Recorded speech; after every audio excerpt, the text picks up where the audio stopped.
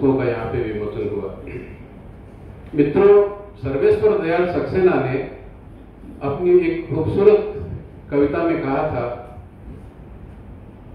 Leak पर वो चले जिनके चरण दुर्बल और हारे हैं, लीक पर वो चले जिनके चरण दुर्बल और हारे हैं, हमें तो हमारी यात्रा से जो बने ऐसे अनिर्मित पंथ प्यारे हैं, ऐसे अनिर्मित पंथ प्यारे।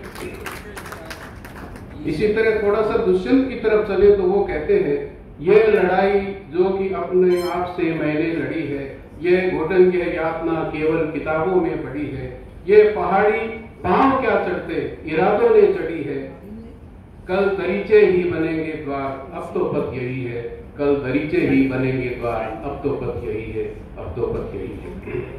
मित्रों, जयपुर काव्य साधक समूह पिछले एक दशक से जयपुर की काव्य प्रतिभाओं को एक सशक्त मंच प्रदान कर रहा है। वर्तमान में जयपुर सहित प्रांत व देश भर के कविगण इस पटल से जुड़कर रचनात्मक विनिमय, साझाकरण और प्रभावी प्रस्तुतिकरण कर रहे हैं। एक स्पष्ट पटल का होना आज के साहित्यिक परिदृश्य में बहुत जरूरी है, जिसकी कमी जकासा ने पूरी की है, ऐसा कहना अतिशयोक्ति न होगा। मित्र किशोर जी पारीक ने एक सपना देखा, वह आज जकासा के साझा काव्य संकलन काव्य मंजूषा के रूप में साकार हो रहा है। साझा संकलन समकालीन कवियों की प्रतिनिधि रचनाओं और अद्यतन सृजन से रूबरू होने का अवसर प्रदान करता है। मैं इस संग्रह के विमोचन पर श्री किशोर जी पारीक और पूरी संपादकीय टीम और सम्मिलित हुए सभी कवियों और रचनाकारों को बधाई और साधुवाद ज्ञापित करता हूँ। इस संग्रह में देश प्रदेश के कुल 44 कवियों की रचनाएं शामिल की गई हैं, जो पटल की लोकप्रियता और काव्य साधकों के असीम स्नेह से संभव हो सका है। वरिष्ठ और नवोदित सभी कवियों का संगमपन पड़ा है ये संग्रह। कविताओं में वैविध्य के दर्शन होते हैं। छांदस और मुक्त छंद की कविताओं का सुंदर भाव गुलदस्ता है यह संग्रह। दोहा, कुंडलिया, चौपाई, गीत, क्षणिकाएं, मुक्तक, गणाक्षरी, गजल, नज्म व ऐतुकांत इत्यादि सभी काव्य शैलियों का सुंदर संचयन इस संग्रह में पाठक देख सकते हैं, समझ सकते हैं। साझा संग्रह का एक बड़ा लाभ तो यह होता है कि हमारे समकालीन कवियों द्वारा क्या लिखा और रचा जा रहा है इसका दिग्दर्शन एक ही जगह बखूबी हो जाता है। इस संग्रह में सभी कवियों को लगभग 3 पृष्ठ का स्पेस दिया गया है, जो पर्याप्त है। संग्रह की कविताएं भाव, भाषा और शिल्प तीनों ही प्रतिभाओं पर खरी उतरती है।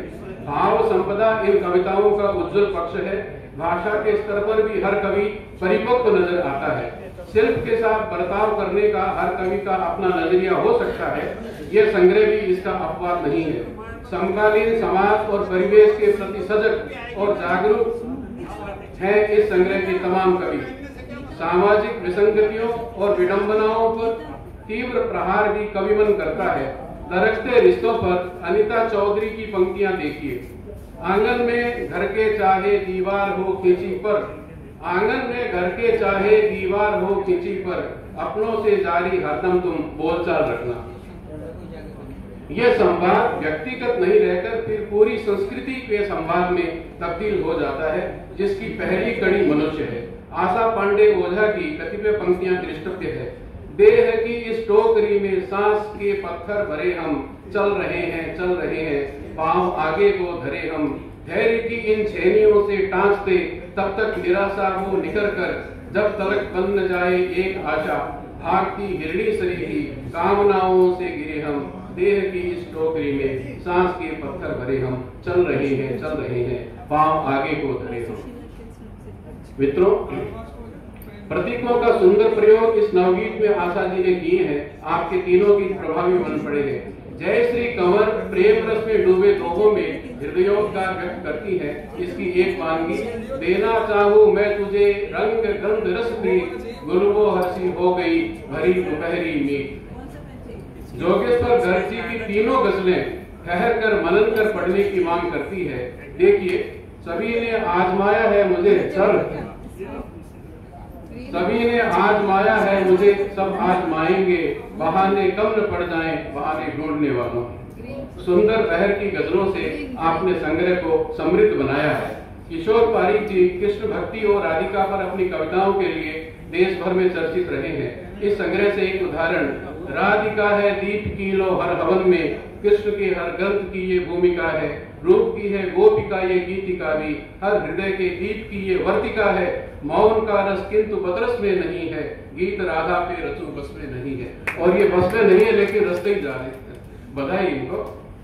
इस संग्रह के एक कवि है परमानंद भट्ट, जो जालोर से आते हैं, अपनी रचनाओं से चमत्कृत करते हैं, प्रभाव छोड़ते हैं। देखिए उनकी एक गजल का मिजाज, कहानी मुख्तसर लिख तू मगर कुछ खूबसूरत हो, भले छोटा सा हो लेकिन सबर कुछ खूबसूरत हो। कहानी मुख्तसर लिख तू मगर कुछ खूबसूरत हो, भले छोटा सा हो लेकिन सफर कुछ खूबसूरत हो। कभी मांगे नहीं तुमसे गुलों के काफिले मैंने, जरा सी छांव दे जिससे डगर कुछ खूबसूरत हो।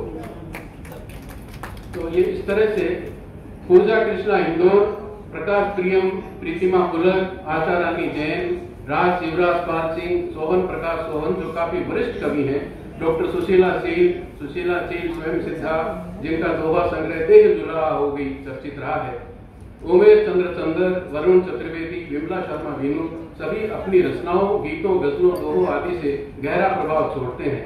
डॉक्टर श्याम सिंह राजपुरोहित अपनी गजलों के साथ इस संग्रह में उपस्थित आते हैं। तीनों गजलें अच्छी बन पड़ी हैं। एक उदाहरण देखें, है प्रचंड यह बात जानता हर कोई, प्रेम आंच में मगर पिघलना आसान। कुछ उदाहरण मैंने प्रस्तुत किए हैं। इसी कवि का जिक्र यदि रह गया है तो समय की सीमा के ही कारण बाकी संग्रह के सभी कवियों की कविताएं उत्कृष्ट बन पड़ी है।